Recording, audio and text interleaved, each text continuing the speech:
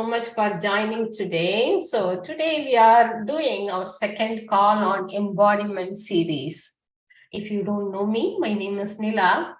I'm a coach, author, medium, and so on. So if you want to know more about me, please go to my website, 𝗘𝗹𝗶𝗁𝗲.co.uk. But if you would like to know more about embodiment and how to release stress and embody calm and peace, keep watching. Okay. So today we have Naomi with us. She's a hypnotherapist and coach. She specializes in visibility and stress management. She works in 4 different levels, which is very deep, I must say: somatic, emotional, mindset, and action. Okay. I have worked with Naomi, and she has helped me get over my fear of dentist. Yeah. That was a very, very I would say it's not even coincidental, but it's kind of a divine synchronicity. Suddenly, I saw her post about getting over dental fear, and I had the appointment that day morning. We were able to catch up within 2 hours before the appointment. And I went to the appointment, what do you say? So that's what I call divine synchronicity. And it was very effective. And Naomi is extremely kind and very gentle with her approach. So I'm happy to present Naomi for you. And we are going to be talking about some techniques that we can learn to embody peace and calm, release stress. Stress is a destroyer of well-being, right? So keep watching. Let's talk to Naomi now. Hello, Naomi. How are you today? Hello, thank you for having me here. Oh, it's lovely. It's my pleasure. So, do tell me, how did you get into all this? So embodiment, right? Yes, yes. I am learning to become an embodiment coach. So I'm actually at the end of my program. I kind of got into it in 2020, I think, or 21. So Okay. I became a hypnotherapist in 2019, at the end of the year, and pretty much soon afterwards, I heard about embodiment, and I thought, oh, yes, the missing piece, or rather, a lot of things that we do, we can do through embodiment as well, or including the body and focusing on the body. So ever since I heard about it, I started including more and more focus on and elements that have used the body or included the body, and then I went full in by joining this program. Amazing. So I think you hit the nail for me as well. The missing piece, that was embodiment for me. I have been working a lot on spiritual development, for many, many years. So last year sometime, I went into a space of extreme contraction. I didn't even know why I needed the body, because, the spirit has everything. It's kind of, you have the awareness of all the possibilities in the spirit. And then when you don't see that in the body, there is huge conflicts. Yes. So that's where I was. And then I came into the realization that I was kind of excluding the body. See, ascension or spiritual development cannot happen without your body. Yes. So you are here for a reason. You are here to bring the light, the possibilities through the body. If you are excluding it, and that you are actually negating the whole birth sequence, right? So the reason why you are here. So that is how I got into learning more and more embodiment practices. And the more I do, the more downloads I get. I am working on embodiment as well with my own way. I've conducted a couple of retreats. Extremely effective and helpful. I see a lot of changes in my body, and my breathing is stronger, and the energy flow is stronger. My mood is great. compared to last year. So that's the reason why I'm looking for my YouTube viewers to learn more and more simple techniques from different modalities to incorporate in their life and evolve with the body, not just in the spirit, with the body, creating alignment between body, mind, and spirit. So talk about the somatic involvement in the whole thing, Naomi. What do you mean by somatic, and how does it impact body and spirit? Basically, we can use either embodiment or somatic, which is a Greek word for pretty much the same. They cover the same things. And the most important principle of embodiment is not just, so for instance, I think the easiest way to look at it is through a practical thing. So you can run, yeah, that involves the body. Now, running is not necessarily an embodied practice. It can be a fitness, yeah. It's something for fitness, which is to say you do an activity so that you are fitter, you have better health, you relax, whatever your goal is, whatever your purpose is. Or you can do it in an embodied way, which implies that you are considering the body as a subject.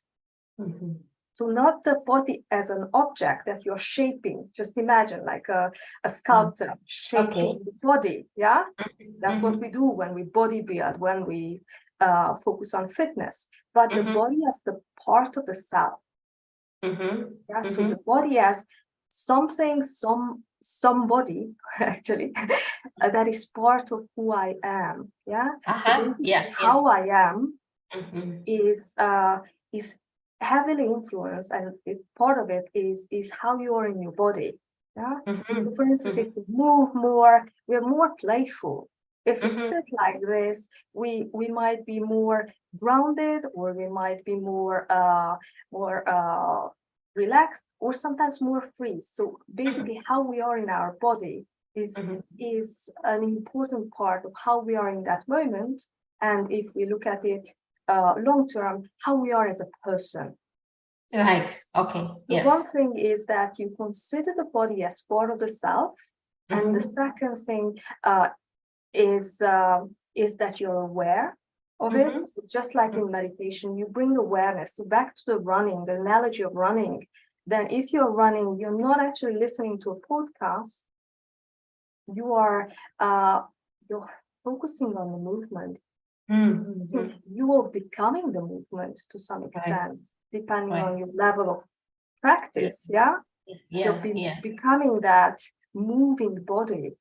And then a third aspect, although sometimes they are put into two, is that it's only considered an embodied practice if you also work on yourself, on you as a person, your personality, your traits.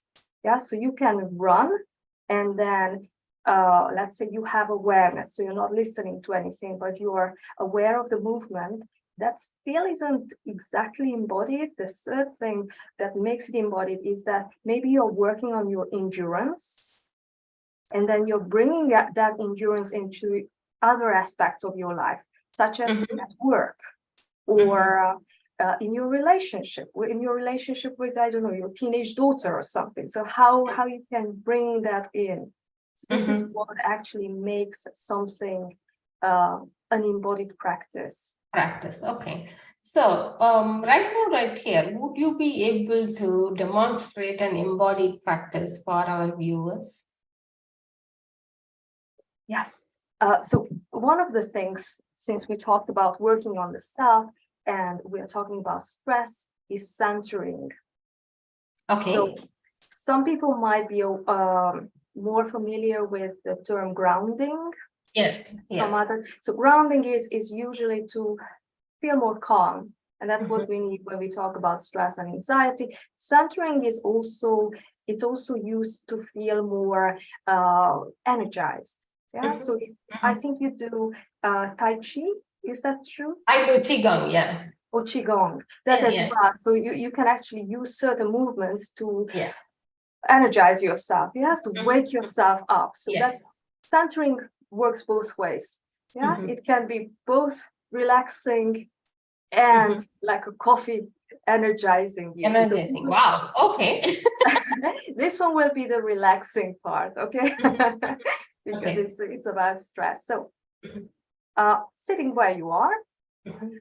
centering techniques are always done with the eyes open, because Okay. you might want to do it anywhere, yeah?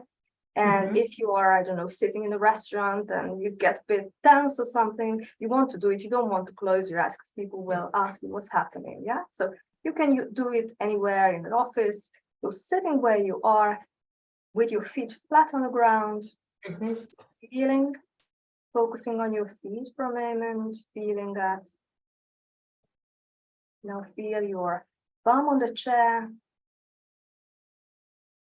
And if you're leaning against something, maybe your back against it, or your spine holding you up.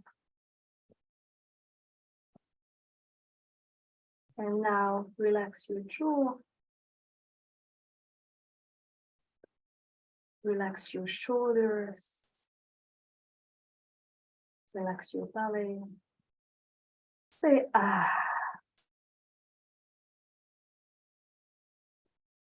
And you can think of somebody or something like a pet that makes you smile, and let that smile appear on your face.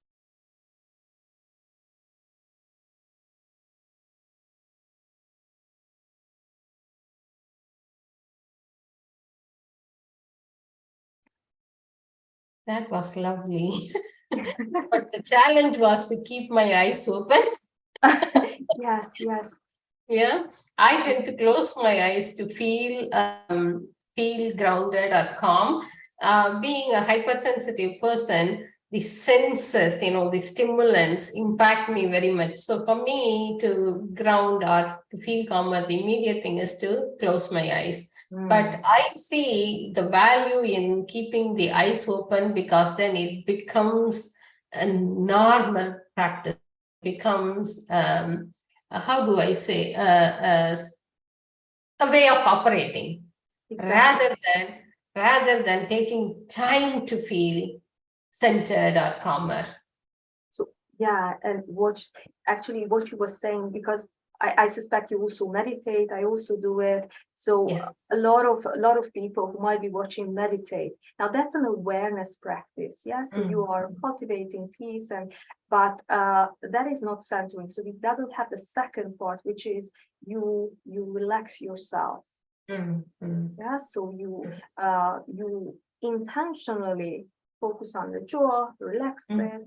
You can also kind of find that balance in how you're sitting and find where is the best way to sit, and then relax your jaw. Yeah, it's usually this part, and let the belly out, kind of, and often this Yeah. So when you said relax your jaws, automatically my shoulders also relaxed.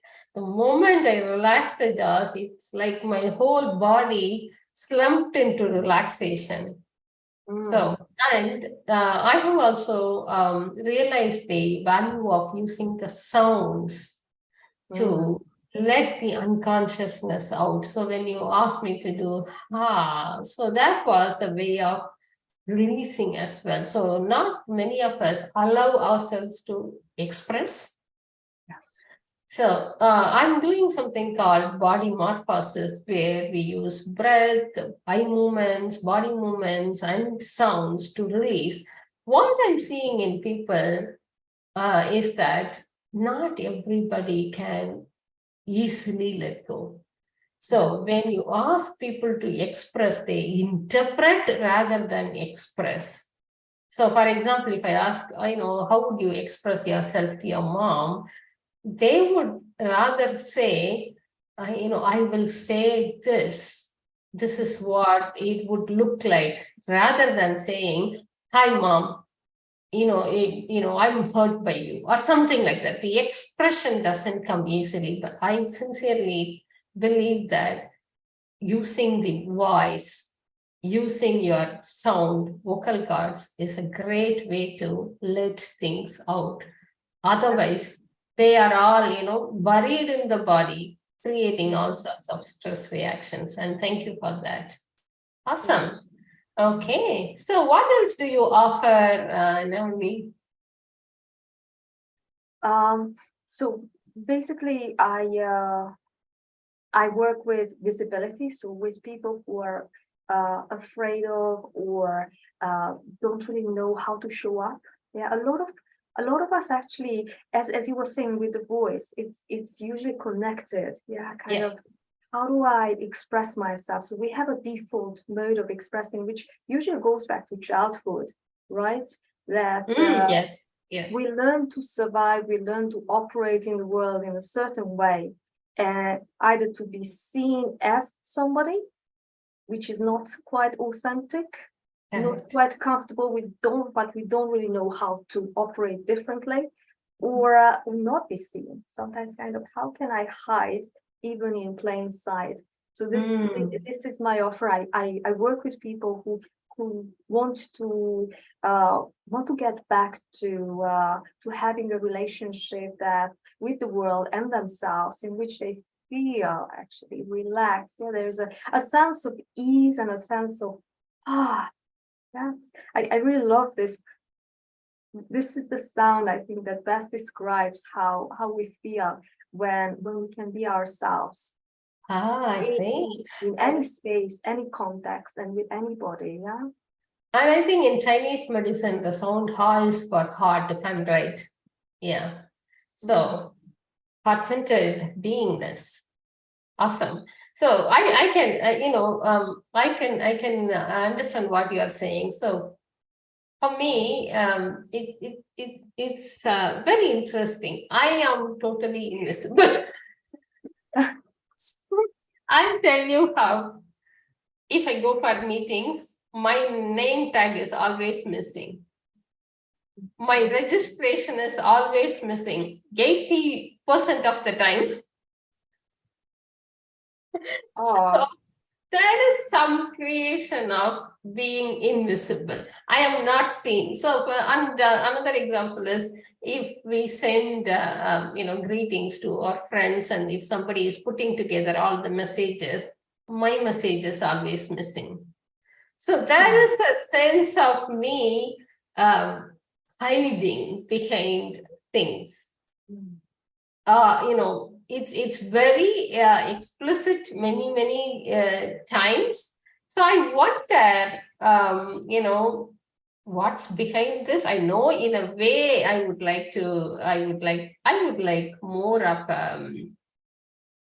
more space rather than crowd, but that's not the way to exclude or being excluded, right? Being excluded in this life isn't really contributing to people. So probably we should look at this sometime together. Yeah. The thing is that when we feel excluded, either as you were saying, those are very explicit things. Yeah, very explicit. You have experienced. Or sometimes it's just a felt sense that we are excluded.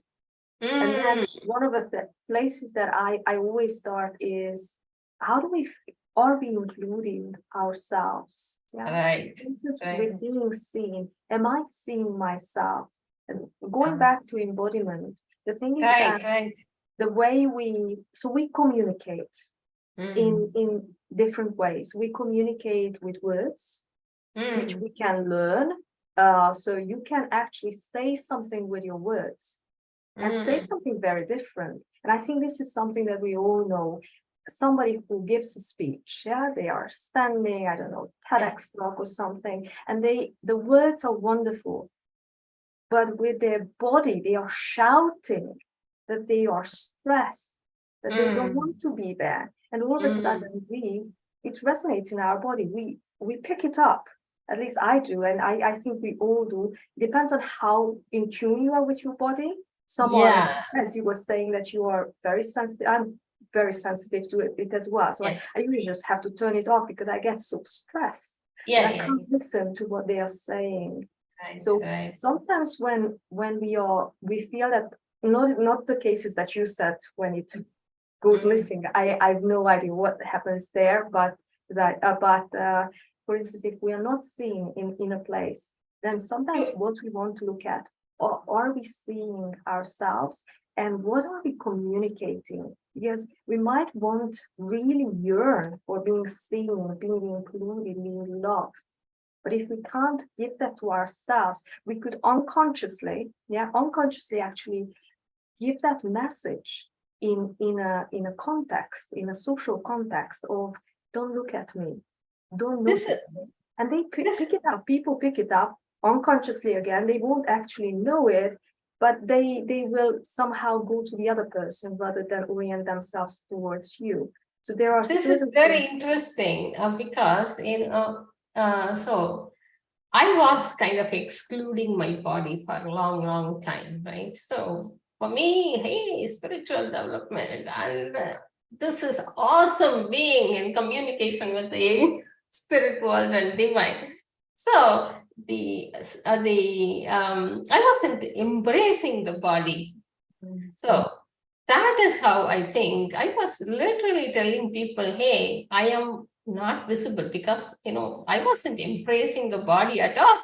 So if I wasn't, and then who would look at my body? And I must tell you that this time when I went to India recently, it was very different, very different. I was actually sharing it with my close circle. The people, the way they received me was very different. I was wondering how, I was an MC in a family function. I was choreographing dance, and people just held my hands and teared up just looking at me. This has never been like that before. So now I can see how the embodiment practices I have been doing recently have changed the way I am seen and received. Awesome. That's a great awareness I received just in our conversation. You're right. Yes. Yeah. So it's directly connected to the embodiment. Yeah. The way you are visible, the extent of your visibility is proportionate to how you embody. Excellent. Thank you. Thank you so much. Yeah. Thank you so much for that awareness. Awesome. Thank you very much for being here and walking us through the very simple example of being centered and bring peace and calm to our lives. Do you want to say anything else to our viewers, Naomi? Yes, never give up hope. So if you're feeling stressed and anxious, and if you feel that you're not seen or whatever it is, first and foremost, acknowledge it's happening, and then know that there are many possibilities to change. But one of the things, because you have been saying that sometimes we do certain practices that don't include the body, that's a way to bypass it. Yeah, there's actually a term, spiritual bypass. Because it happens so much in spiritual circles and religious circles. Yeah, not with a bad intention. It's just it just doesn't. I don't know. It's just tradition that has been passed down, or something went somehow offside. But the important thing is that always include the body, because we're always unconsciously embodied. We have the body, and we are, whatever we believe about ourselves, we communicate it. So this is when, if you work with somebody who is embodied or take up embodiment, then this is what you're going to learn, how you're communicating with your body, the beliefs, the unconscious beliefs, and through that, learn more about who you are, the beliefs that are running the show, that are behind everything, because those are just beliefs. We can change our beliefs, and then all of a sudden we are perceived differently.